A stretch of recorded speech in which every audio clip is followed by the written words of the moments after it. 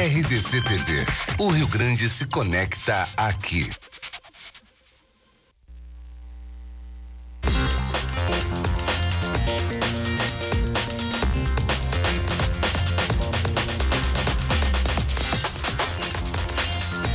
Olá, bom dia, tudo bem? O Rio Grande em Movimento está começando agora para todo o estado do Rio Grande do Sul, em 27 cidades sedes, pela nossa NET, pelo canal 524. Mas se você tem amigos, amigas que você queira nos indicar, mas eles não têm NET em casa, faz o seguinte. Ô, Chiclé, é o Chiclé que está lá ainda? Facebook, nossa página digital, facebook.com/RDC TV Digital. Ali, quem você indicar vai nos pegar no mundo inteiro. Então, por quê? Aqui é a RDC, o Rio Grande se conecta aqui. Hoje nós vamos falar o Dia Internacional da Atenção à Gagueira. Você já gaguejou, Toninho? Já gaguejou alguma vez? Só para dar explicação, né? E você, hein? Aqui gaguejou que eu já vi gaguejar, mas tudo dando explicação. Mas tem pessoas que têm esse problema, nós vamos entender um pouco mais e também vamos entender um pouco mais essa questão do preconceito, porque que o gago vai virar só piada. É uma coisa séria que deve ser prestar atenção. Nós vamos falar com uma fonoaudióloga que já está aqui nos nossos estúdios. Segunda-feira também é dia de recebermos a doutora Milene Fernandes no quadro Direito Previdenciário. E também vamos conhecer um pouco mais sobre a atividade do profissional arquivista. O que faz um arquivista? Você vai saber daqui a pouco aqui no Rio Grande Movimento. Agora eu quero que você rode a vinheta do Ribeiro Neto, Verdades da Bola. Ribeiro Neto e as Verdades da Bola. Oferecimento Trilegal. Sua vida muito mais Trilegal. Bom dia. Bom, primeira coisa eu quero dizer o seguinte, esses analistas de futebol, Rogério Amaral, Ribeiro Neto, é tudo falácia. Não precisa ser experiente em futebol como eles são para saber que o Palmeiras ia atropelar o Ceará. Mas eles ficam para dar um pouco de suspense. Não preciso ver. Tu viu o jogo? Não preciso ver. Eu só quero ver o resultado. O resultado é esse, pronto. Aí vem aqui, não, porque o Ceará surpreendeu fulano lá no virando do jogo também. Não, o Ceará, aí ó. E o Palmeiras pariu uma bigorna para ganhar do Ceará. Mas ganhou? Pariu uma bigorna. Eu acho que você está muito pessimista, cara. Mas tudo depende de hoje de noite. Eu sou realista. Em primeiro lugar, vocês devem estar reparando a minha elegância, né? Sim. Eu tô cada vez mais bonito. Mas, enfim, isso aí... tom sobre tom, né? Isso aí é uma obviedade. É um marrom mais forte e um marrom mais fraco. Isso é uma obviedade, entendeu? O Richard Gere dos Pampas tem que ser assim, né? Bom, mas daqui a pouquinho, nas Verdades da Bola, além de projetar esse grande jogo do Inter contra o Santos, o Inter tem que ganhar, porque Palmeiras ganhou, Flamengo ganhou, né? Então o Inter vai pegar um Santos que está, né, em evolução, e com a derrota do Atlético Mineiro também está buscando o G6. E é claro, vamos projetar um grande jogo de amanhã, Libertadores da América. O Grêmio já está na Argentina.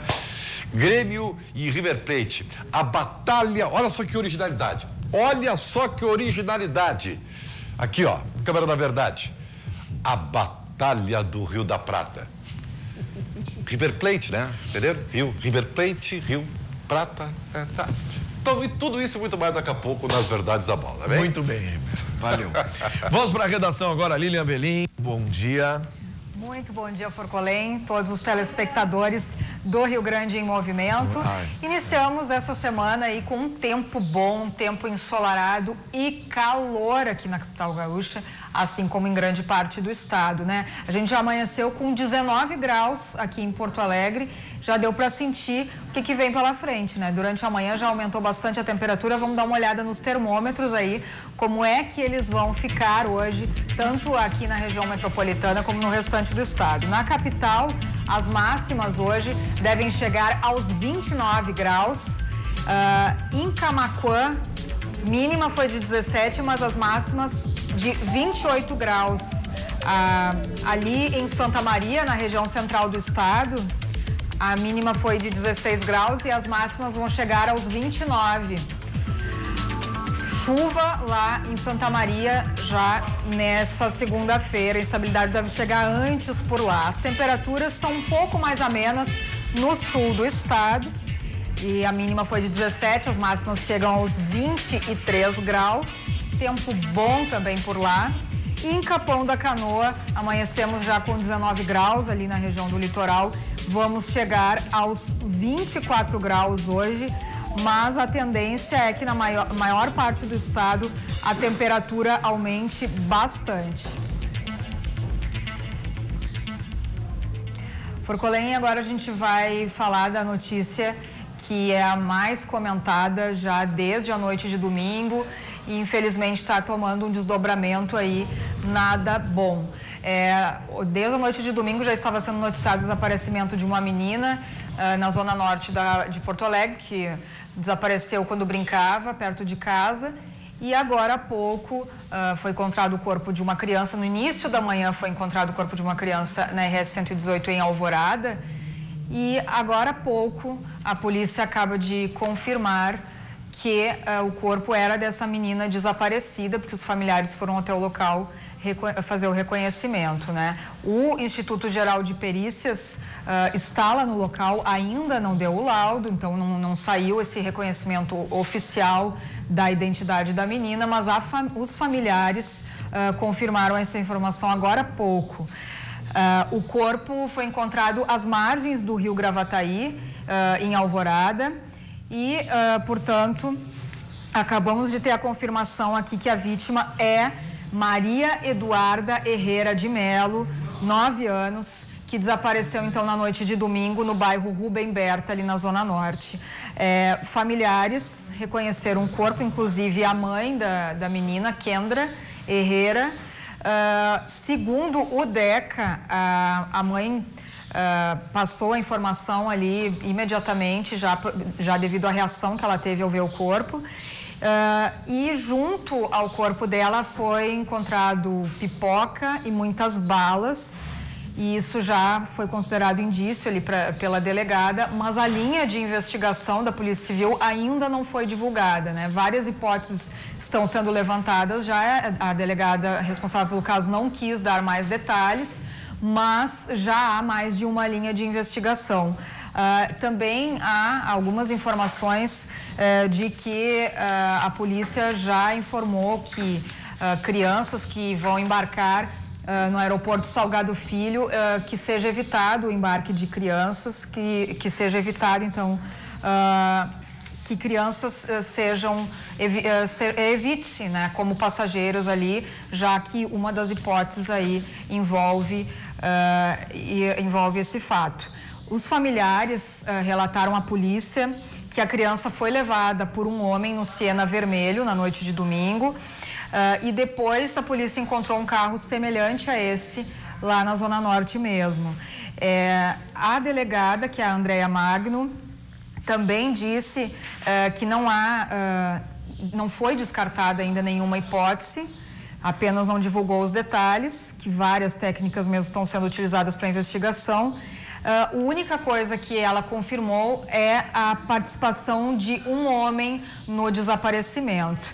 E o corpo foi encontrado por um homem que passava ali pelo local, que trafegava ali no local e teria parado o veículo por volta das 7h30 da manhã. Depois que ele encontrou o corpo, ele ligou imediatamente para a Brigada Militar, que já chegou lá no local no início da manhã. Então, a Polícia Federal que foi avisada para redobrar o cuidado com embarques de crianças no aeroporto Salgado Filho. Essas são as últimas informações, Forcolen. Uma coisa, vou dizer uma coisa aqui. A Polícia Federal tem que tomar os cuidados que ela sempre tem que tomar quando embarca uma criança. Uma coisa não tem absolutamente nada a ver com a outra. E aí já começam as ilações de que estão sequestrando criança para órgãos e tudo mais. Ponto. Primeira coisa, esse crime aí choca todos nós. Eu estou há 29 anos na comunicação, entre eles apresentando muito hard news também, jornal policial, né? Já apresentei Cidade Alerta, Balanço Geral e todos os outros.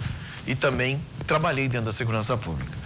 Crime com criança sempre vai chocar, crime com idosos sempre vai chocar, são pessoas mais frágeis e é um crime covarde contra essas pessoas, como todo outro crime contra homem e mulher também é covarde, mas especialmente para essas pessoas. Agora, esse tipo de crime que aconteceu aí não é usual. Ele não é comum no estado. Ele não é comum no Rio Grande do Sul. Então tem que ver que situação é essa. A mim está parecendo até uma vingança de alguma coisa, não sei.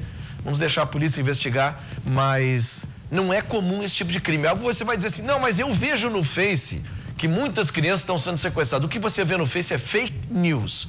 Você tem que pegar no Face o que é um link de um jornal, de uma RDC TV, de uma Rádio Guaíba, de um Correio do Povo, para que você certifique que aquela informação foi checada, porque ela vem de uma fonte jornalística, o resto é fake news. Então essa coisa de que sequestra criança, que um carro para e joga a criança para dentro, isso é velho e não comprova. Para você ver que quando tem um crime contra a criança, ele vira imediatamente manchete.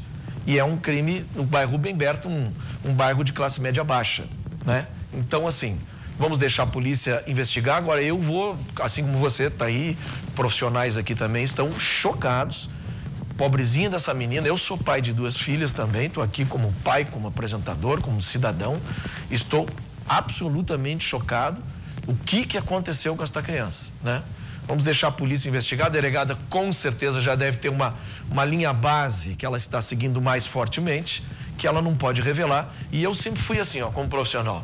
Mas não pode revelar porque vai atrapalhar. E se é para atrapalhar, meu amigo, eu não quero manchete, entendeu? Eu não quero sair na frente de ninguém. Eu prefiro que vá lá e busque esse moço, sei lá quem é, o que fez, para que a gente tenha a elucidação do negócio. Vamos trocar totalmente de assunto, falar de coisas também importantes. E também aqui nesse papo que eu vou ter aqui com a fonoaudióloga, nós vamos falar um pouco também do preconceito, porque hoje é o Dia Mundial da Atenção para a Gagueira. E você sabe, gago sempre virou piada, né? Sempre foi uma piada nas conversas de boteco, nas conversas de coisa. Eu tenho amigos gagos, eu tenho um amigo, o Gaguinho, ele faz questão, inclusive, de gravar áudio pra gente. A gente chora de rir, mas o que a gente não pode é ter preconceito. Vou falar com a doutora aqui, fonoaudióloga. Vamos botar o seu nome aqui, doutora. Bom dia, se apresente, por favor. Bom a senhora dia. É a doutora? Eu sou Ana Paula Rigatti Scherer, sou docente da Faculdade de Odontologia, mas do curso de Fonoaudiologia da URGS. E há 4 anos já eu tenho representado essa área de fluência dentro da universidade. Então, tenho lido muito, estudado muito, levado muito aos alunos esse assunto que muitas vezes é menosprezado até na própria grade curricular, né, do curso. Então, para começar, falando sobre o que tu disseste do preconceito, da palavra gago, né? Hoje a gente já não diz mais o gago, nós falamos a pessoa que gagueja. Porque quando a gente fala em gago, a gente deixa essa pessoa conotada a ser somente aquela situação. E se eu digo que a pessoa gagueja, o gaguejar é mais alguma coisa na vida dela e não vá deixar que essa pessoa tenha outros talentos e vá viver sua vida, né? Sim.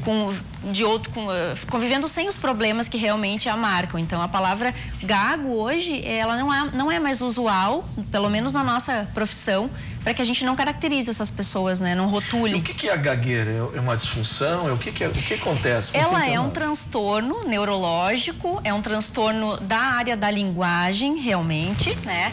Ela é, por vezes, de causas hereditárias, algumas vezes por uma causa perinatal, durante o nascimento, mas ela é, assim, algo que acompanha o indivíduo por toda a sua vida. O que acontece e por que do Dia Internacional de Prevenção, né, e de Atenção à Gagueira? Hoje, 5% da população mundial gagueja, né? A gente talvez não perceba o quanto de pessoas, né, passam por nós e que enfrentam esse problema. Muitas vezes eles se escondem, eles não falam, eles evitam dizer o seu nome. E o que a gente leva bem em consideração nesse dia é que se 1% prevalece na vida adulta. Então, esses 4% nós temos as crianças, que podem e devem ser tratadas a tempo. E como é algo neurológico, esse cérebro deve ser trabalhado e desenvolvido para que isso não chegue na vida adulta ou na adolescência. Então, a nossa preocupação maior é com esse público, né, maior, que é com a criança. E claro que com o adulto, com o adolescente, que hoje está sofrendo bullying, tendo dificuldade para relacionamentos, tendo dificuldade de conseguir um emprego, né, de se colocar na sociedade. A gente sabe que hoje a comunicação, ela é vital, né? Ela nos coloca em várias situações. Então, a gente pensa que esse dia hoje é uma conscientização não só para os pacientes, mas para os profissionais. A senhora falou que uma criança na tenra idade pode ter um tratamento. há algum tratamento efetivo lá no começo, já que é uma disfunção neurológica? Sim. Que tipo de tratamento seria? E sim, é o tratamento fonoaudiológico. Mas nem sempre uma criança pequena, ela vai...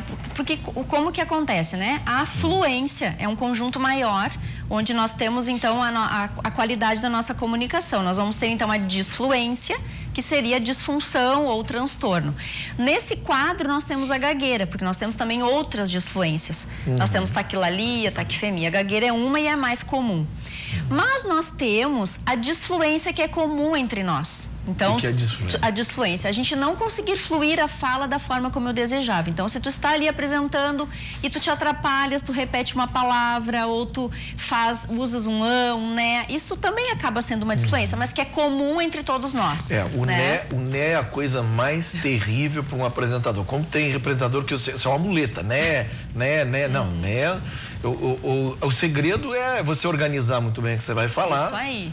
É um treinamento mental também, porque a gente, como eu disse, eu tenho 29 anos na comunicação, a gente já tem, eu vou vendo a notícia, eu vou fazer um comentário, eu já começo a elaborar o que eu vou complementar ali, né? Isso. E tem gente que não consegue concatenar isso aí e dá disfluência, então. Isso, então acontece de estar conversando com uma pessoa que tem um nível de autoridade maior, a gente fica às vezes mais nervoso até para falar com um namorado no início do relacionamento. Verdade. Receber uma notícia, então a gente sempre vai ter momentos, mas existe então um limite, existe uma característica.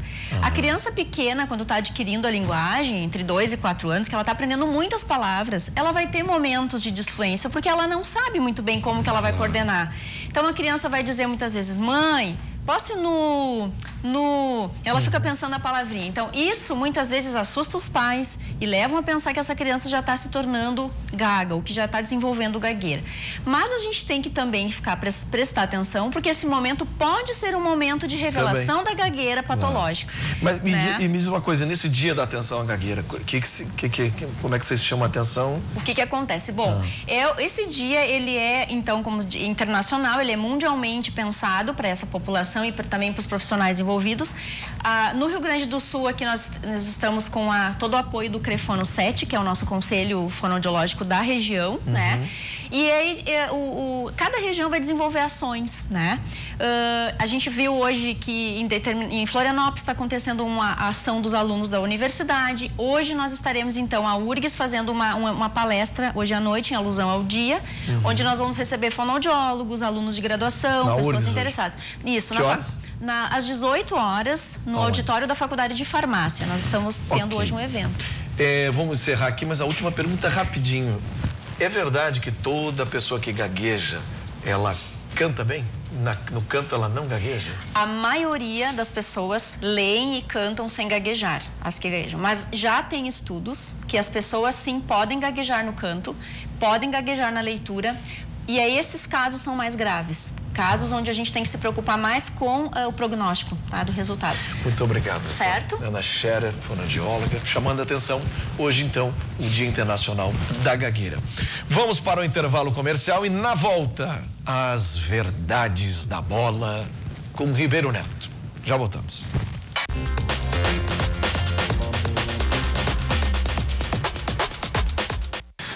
Muito bem, o Rio Grande Movimento está de volta. Eu chamei o Ribeiro, mas é só no outro bloco. Só no outro bloco. Gente, só desliga aqui. Meu Deus. O fone, estão gritando aqui, eu não consigo. A Lilian está pronta lá? O que está acontecendo? Então vamos falar com o nosso... Vou pedir para o nosso querido advogado aqui sentar aqui. Nós vamos falar do direito penitenciário. Não tem o que fazer, né, gente? Se não está funcionando uma coisa, a gente tem que dar um jeito na outra, né? Vamos a improvisar. Vamos improvisar. Bom, hoje seria a Milene que estaria aqui comigo, mas está o doutor Vinícius. Tudo Vamos bem? falar de arquivologia, dos arquivos. Arquivologia. Tá bom. O que faz o arquivista? Exatamente, o arquivista é um profissional que pouca gente conhece, né, Forcolém?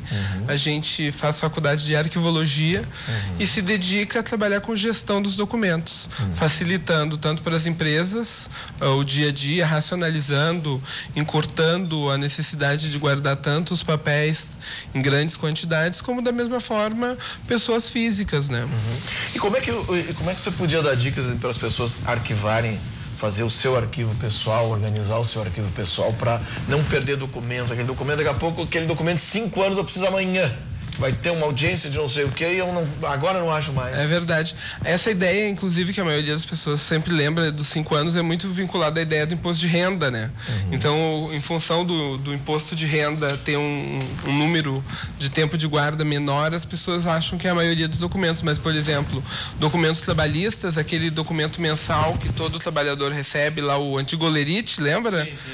Por exemplo, aquele é importante, eventualmente, por um recálculo trabalhista. Então, lista mesmo para junta de documentos para aposentar. Então, aquele teu primeiro salário, então, eventualmente, pode ser interessante guardar os documentos trabalhistas ao longo da tua vida.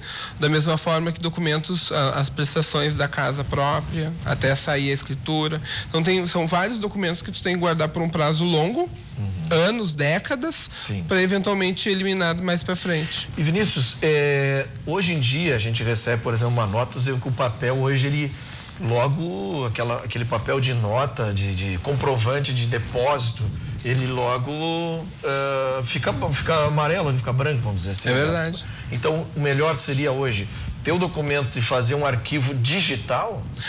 A gente ainda está com um problema ainda no Brasil, que a gente, na verdade é no mundo inteiro, alguns países estão mais avançados em relação à digitalização. A gente não tem um respaldo legal do documento que é papel e que foi para o digital. Então, se ele nasce digital e se ele permanece digital, como hoje em dia as matrículas nas universidades hoje são praticamente não se faz mais em papel, elas são documentos nato digitais. Esses não tem problema. Agora, quando tu troca do suporte do papel para o digital, a gente ainda tem lugares, por exemplo, na justiça que não aceitam. Pois é, eu tinha um advogado... Não substitui o original. Esse é o problema. Outro dia tinha um advogado aqui dizendo o seguinte, era sobre as pessoas que formam casais ali e tal. Para deixar tudo em dia, arquivar, fazer um negócio digital e ainda ir no cartório e reconhecer que aquele documento foi digitalizado e tal. Aí sim. Porque aí muitas vezes tu reconhece a firma, né? A firma e tal, e tu justifica que tu tá escaneando grosseiramente, como a gente fala no dia a dia, tu tá justificando que tu tá migrando suporte, mas vale sempre a lembrança, depende da situação, tem partes da justiça, algumas instituições públicas que não aceitam, pedem um papel, a via original, seja em papel.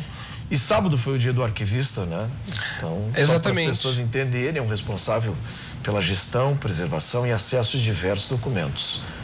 Então tá. A gente também trabalha com documento histórico, né? A parte histórica. Isso é muito importante.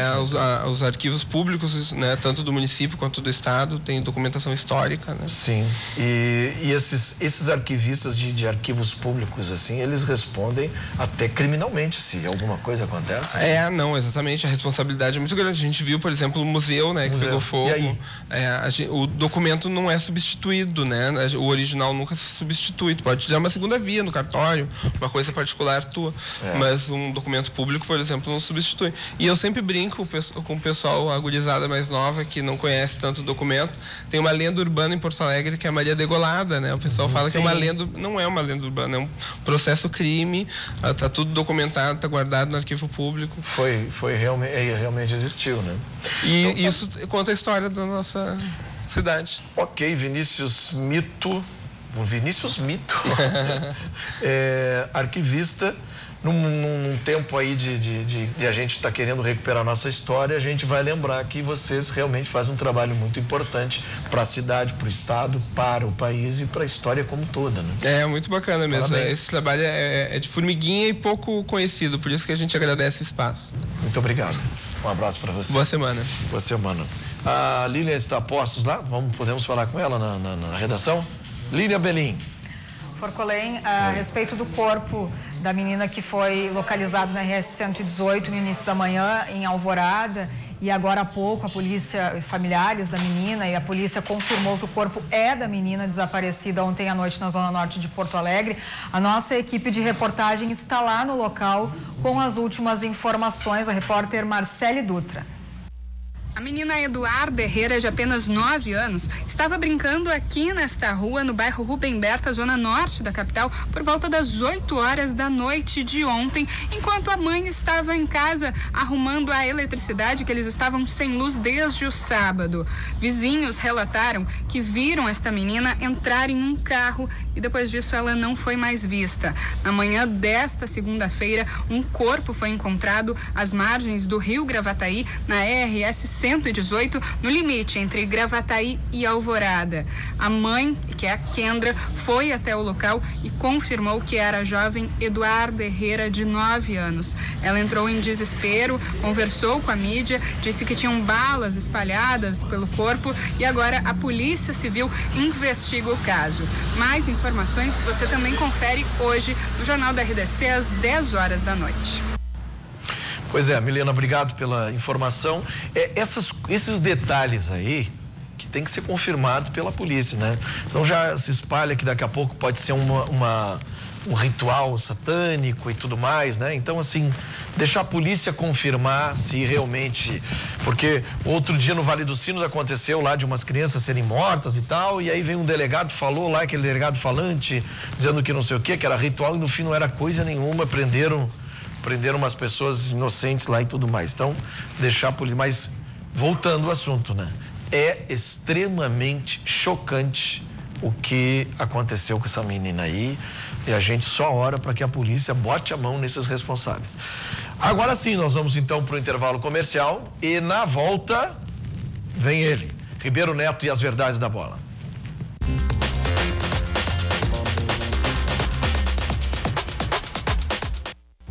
Ribeiro Neto e as verdades da bola.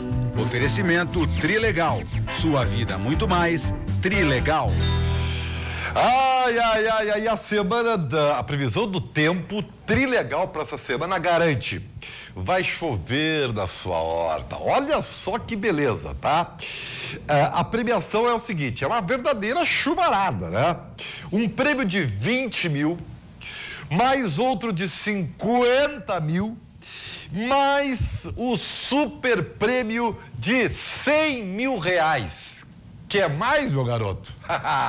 Ai, chover na sua horta essa semana na premiação do Trilegal, não dá pra perder. Trilegal, sua vida muito mais Trilegal. Tomara que seja uma noite trilegal pro Inter, afinal de contas, o jogo hoje contra o Santos, meus amigos, já tá a câmera da verdade aqui prontinha, porque eu tenho que falar. Mas antes, eu vou à redação com o João Batista Filho.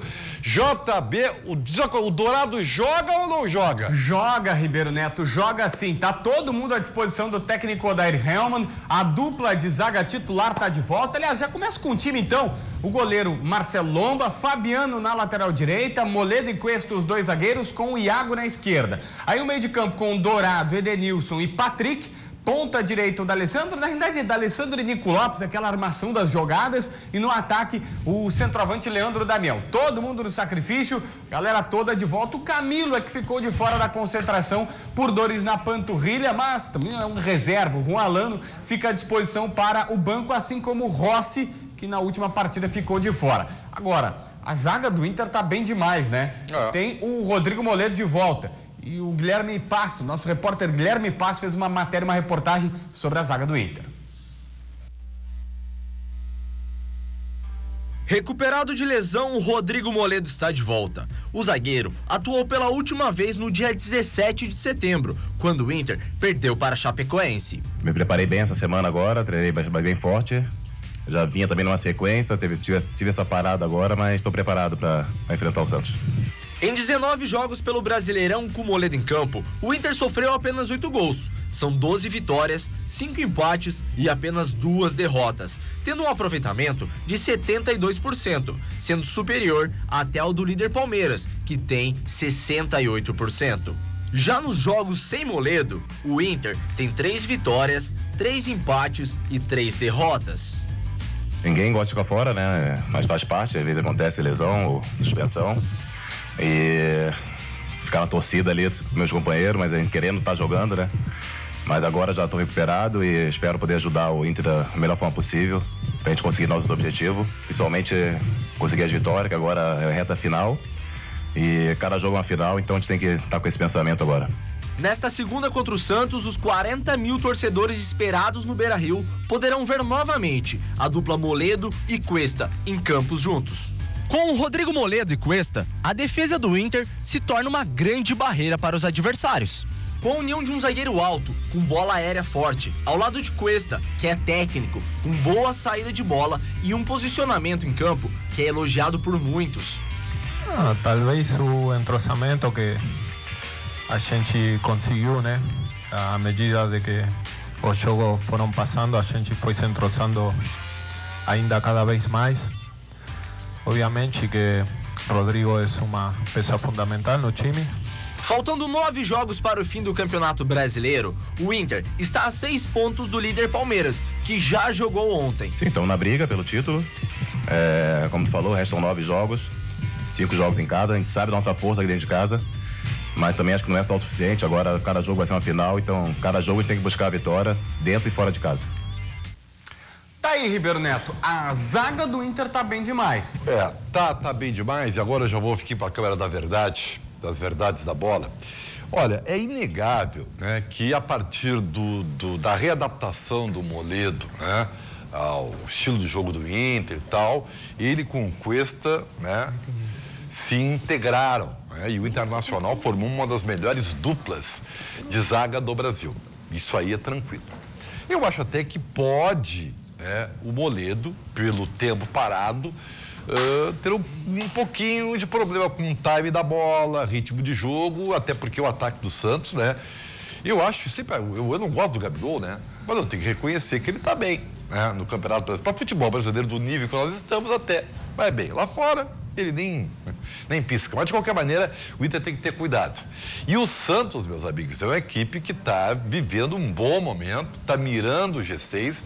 Então, se a parte ruim, vamos assim, entre aspas, é que o Santos é perigoso, a parte boa é que, ao ser atacado, o Internacional pode dividir o protagonismo.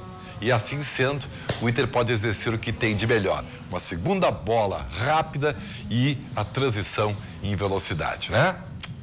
Então, tô esperançoso, seu JB, assim como estou também para amanhã lá na Argentina, seu JB. É verdade, Ribeiro, e tem novidade sobre isso, tá? Acontece que o atacante Luan foi com a delegação. O Renato disse lá em Belo Horizonte, a gente já vai ver os gols aí na sequência do tricolor, mas ele disse na entrevista coletiva que nem Luan nem Everton viajariam.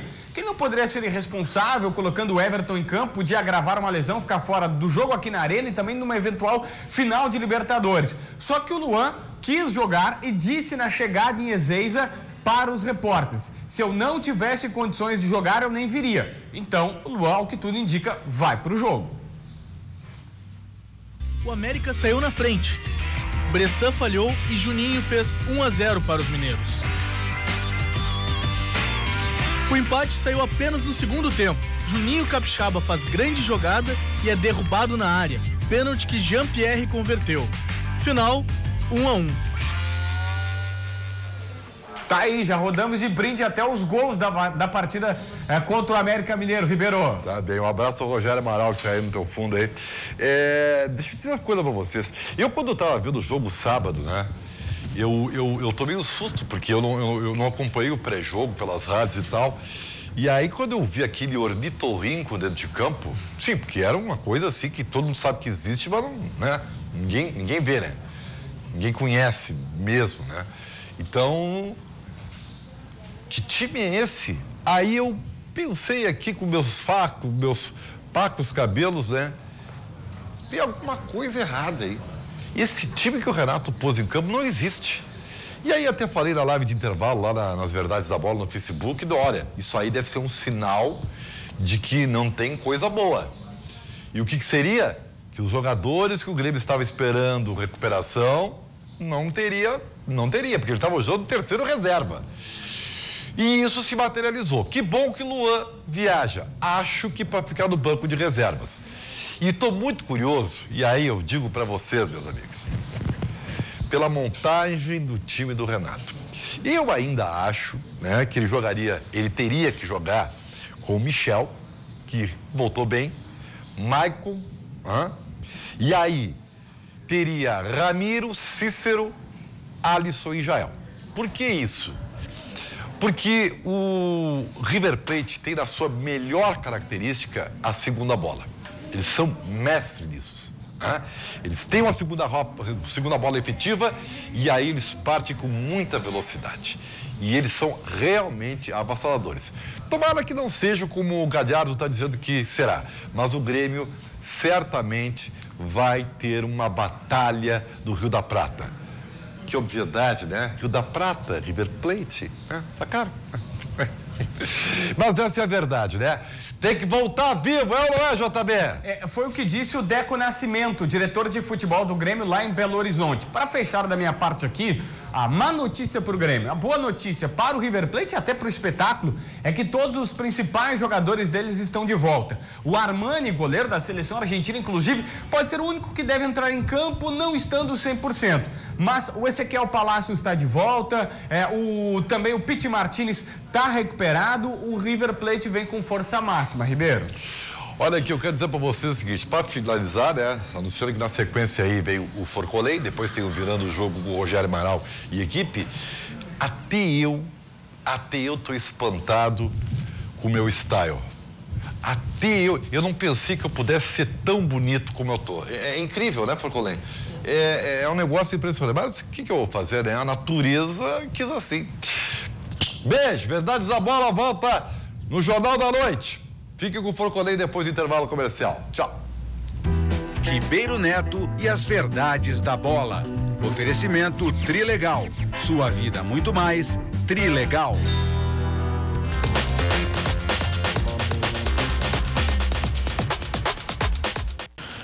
Faltando 17 minutos agora para 1h, temperatura 25 graus, tempo bom aí na capital. Vamos para a nossa redação, Lília Belim. Forcolém, uma grande operação foi deflagrada nesta manhã no sul do estado para combater os homicídios em Capão do Leão. Segundo a polícia, estavam interligados, então, os crimes que estavam sendo contabilizados a uma organização criminosa. A operação é Tisífone. São 20 ordens judiciais sendo cumpridas, sendo 6 mandados de prisão preventiva e 14 de busca e apreensão. A gente tem, inclusive, a imagem divulgada pela Polícia Civil. O nome dessa operação faz referência a Tisífone, que é uma deusa grega responsável por vingar os assassinatos. Então, esse é o motivo do nome da operação. Outra operação também que está sendo realizada pela Polícia Civil, a Operação Candy Crush.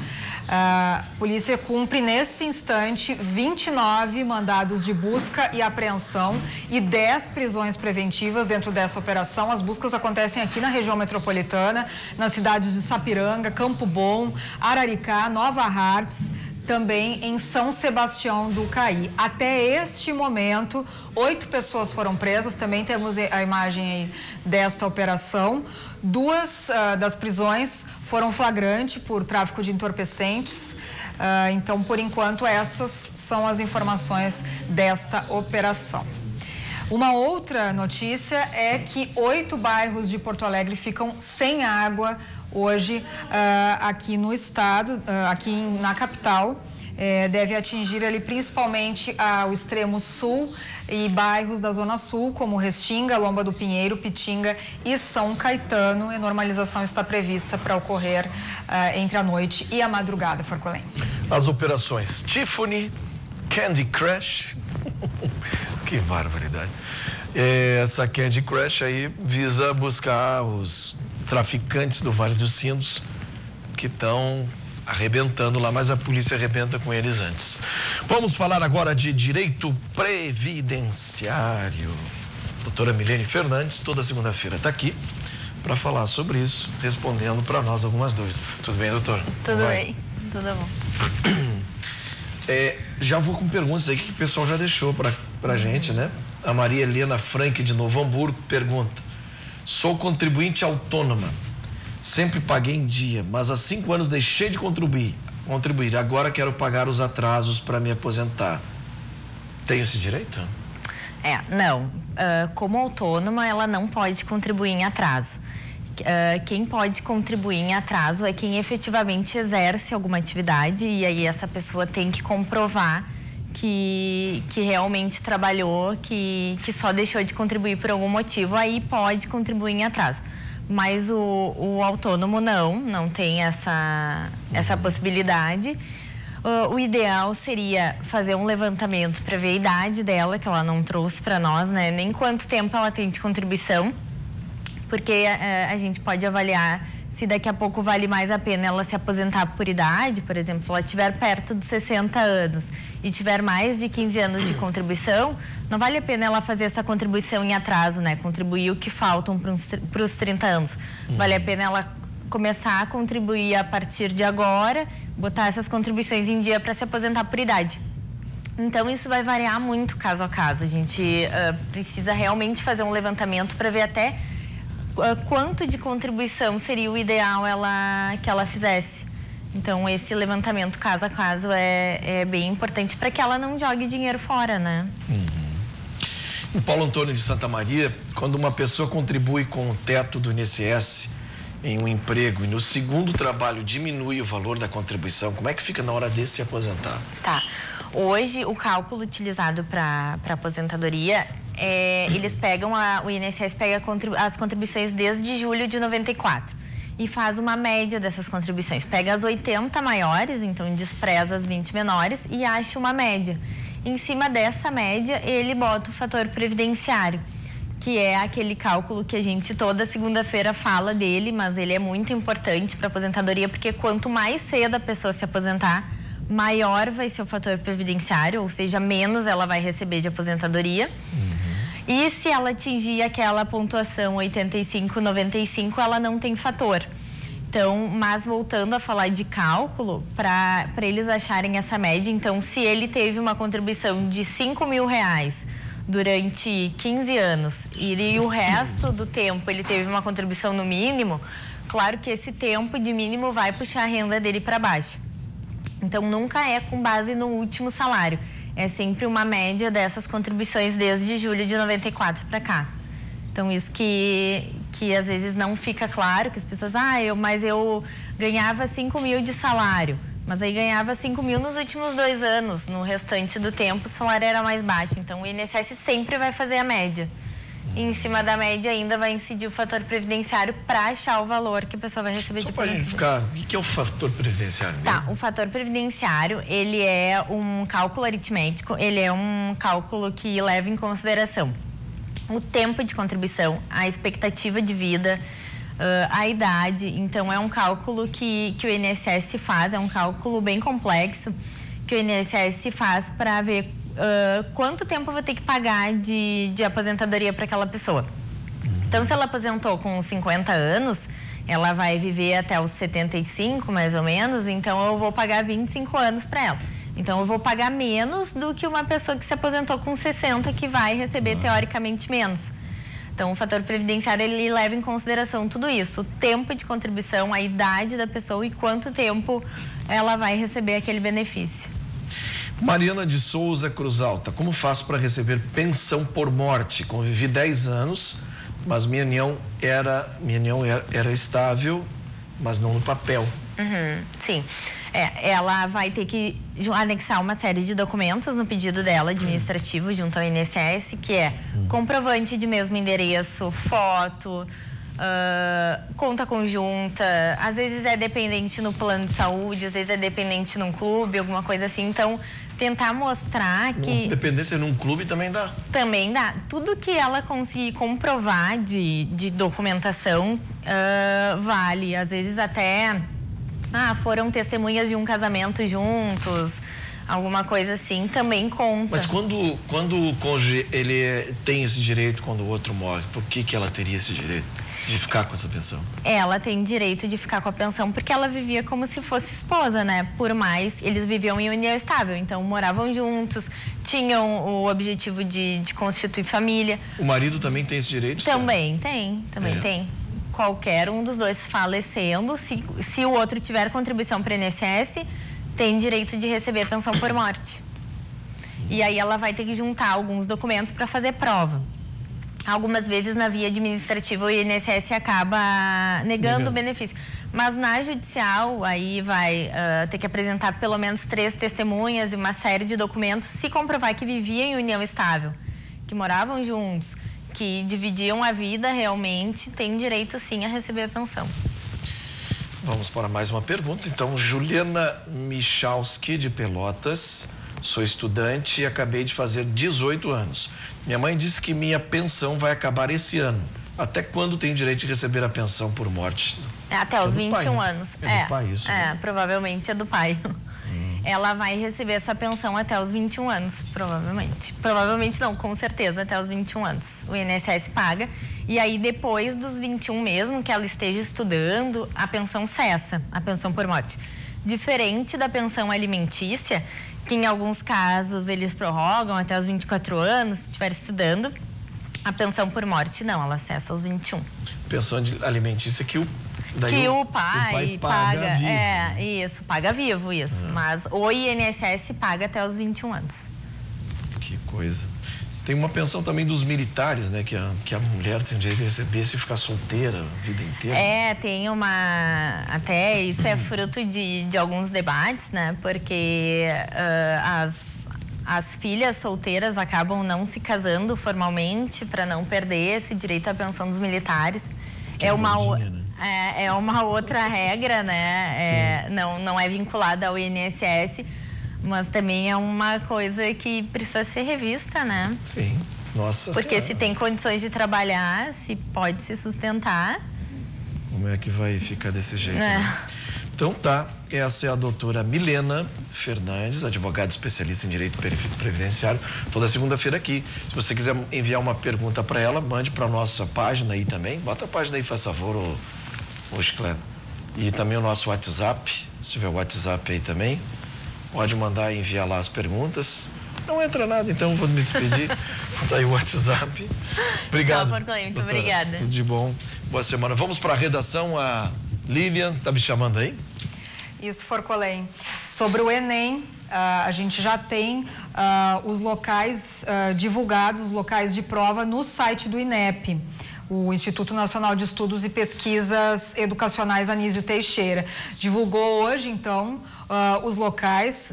O Enem está marcado para os 2 primeiros domingos de novembro, então dia 4 e dia 11 de novembro. O cartão de confirmação da inscrição, que é onde tem a informação, já está disponível também ali na página do participante, ou então pelo aplicativo do Enem 2018, que está disponível para download aí em qualquer celular.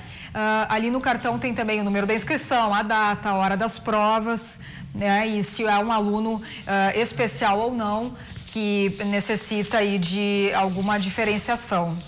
Outra notícia é mais um caso de violência aqui na capital, o segundo envolvendo motoristas nesse final de semana. Um motorista de aplicativo foi baleado na noite desse domingo, ali na Avenida Ipiranga, mas na região da Zona Leste, ali da Avenida Ipiranga. A Polícia Civil informa que o crime aconteceu perto da rua Euclides da Cunha e Rogério Becker, de 39 anos, foi encontrado com marcas de tiro na cabeça, dentro do carro que ele dirigia, que era um Renault Sandero.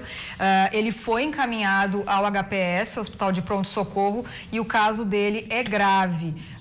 O estado dele é grave, segundo o próprio HPS informou. A ocorrência foi registrada como latrocínio e a polícia ainda está investigando as circunstâncias do crime. Por enquanto, ficamos por aqui nessa segunda-feira. Voltamos amanhã, Forcolém. Bom dia. Valeu, Lilian. Obrigado pelas notícias. Nós vamos ficando por aqui, mas você fica ligado aqui, RDC, onde o Rio Grande se conecta. Vem aí o Virando o Jogo com o Rogério Amaral. Até amanhã, meio-dia. Tchau.